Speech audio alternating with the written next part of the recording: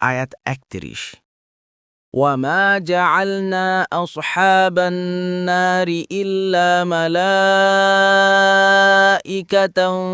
وما جعلنا عدتهم إلا فتنة للذين كفروا ليستيقن الذين أوتوا الكتاب ويزداد الذين آمنوا إيمانا ولا يرتاب الذين أوتوا الكتاب والمؤمنون وليقول الذين في قلوبهم مرض والكافرون ماذا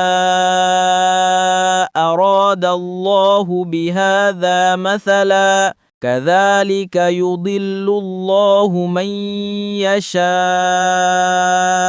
ويهدي من يشاء وما يعلم جنود ربك إلا هو وما هي إلا ذكرى للبشر। অনুবাদ: আর আমরা তো জাহান্নামের প্রহরী কেবল ফেরেশতাদেরকেই করেছি। কাফিরদের পরীক্ষা স্বরূপই আমরা তাদের এই সংখ্যা উল্লেখ করেছি, যাতে কিতাবপ্রাপ্তদের দৃঢ়প্রত্যয় জন্মে, আর যারা ঈমান এনেছে তাদের ঈমান বেড়ে যায়, আর কিতাবপ্রাপ্তরাও মুমিনরা সন্দেহ পোষণ না করে। আর যেন এর ফলে যাদের অন্তরে ব্যাধি আছে তারা ও কাফিররা বলে, আল্লাহে সংখ্যার উপমা উল্লেখ করা দ্বারা কি ইচ্ছা করেছেন। এভাবে আল্লাহ যাকে ইচ্ছে পথভ্রষ্ট করেন এবং যাকে ইচ্ছে হেদায়েত করেন। আর আপনার রবের বাহিনী সম্পর্কে তিনি ছাড়া কেউ জানে না। আর জাহান্নামের বর্ণনা তো মানুষের জন্য এক উপদেশ মাত্র। তাফসির: ১ নং ফুটনোটের বিবরণ। এখান থেকে আপনার রবের বাহিনী সম্পর্কে একমাত্র তিনি জানেন পর্যন্ত বাক্যগুলোতে একটি ভিন্ন প্রসঙ্গ আলোচিত হয়েছে।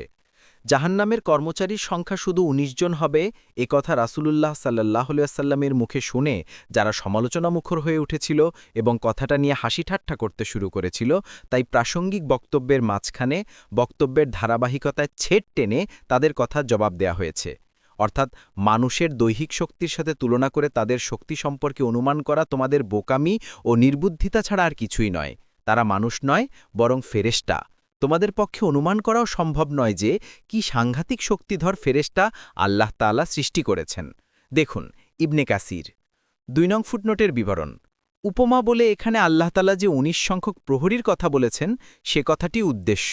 তারা বলছিল এ সংখ্যা উল্লেখ করার কি হেকমত ছিল। ইবনে কাসির, কুরতুবী।